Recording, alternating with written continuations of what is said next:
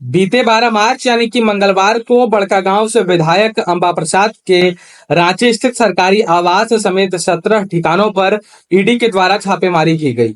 यह छापेमारी तकरीबन 17 घंटे तक चली और जैसे ही देर रात यह छापेमारी खत्म हुई, विधायक अंबा प्रसाद मीडिया से बातचीत करती है और इस दौरान उन्होंने भाजपा पर कई आरोप लगाए। उन्होंने कहा कि भाजपा के द्वारा उन्हें हजारीबाग और चतरा लोकसभा सीट से चुनाव लड़ने के लिए प्रेशर दिया जा रहा था।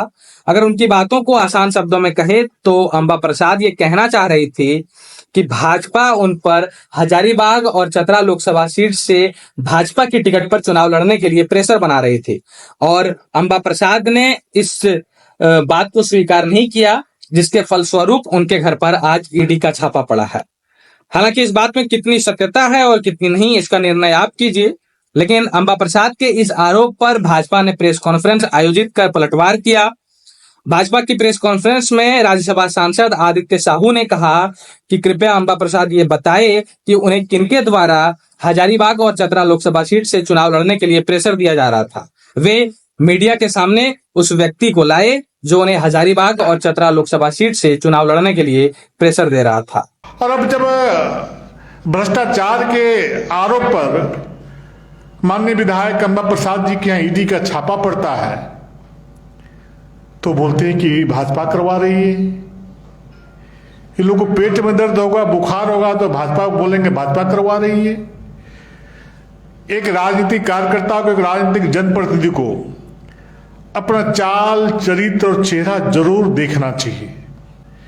ये कहते हैं कि भारतीय जनता पार्टी और संघ परिवार के लोगों ने मुझे चतरा और हजारीबाग से चुनाव लड़ने का दबाव बनाया था, तो इनको स्पष्ट करना चाहिए, प्रमाणित करना चाहिए आखिर कौन वो लोग हैं,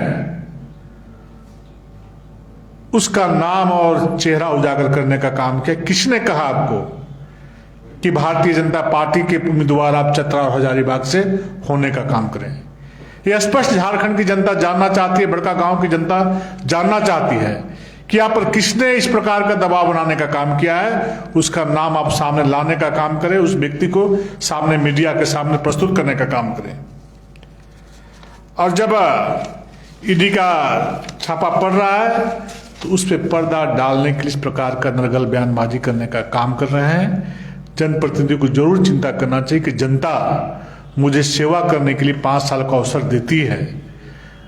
मुझे सेवा के भाव से जनता का काम करना चाहिए, न कि मेवा खाने के लिए जनता ने मुझे वोट देने का काम किया है, मुझे चुनने का काम किया है। इस खबर को यहीं समाप्त करते हैं। झारखंड से जुड़ी और भी महत्वपूर्ण खबरों को देखने के लिए जुड़े रहें देसी खबर वाला झारखंड के साथ। बहुत बहुत धन्यवाद।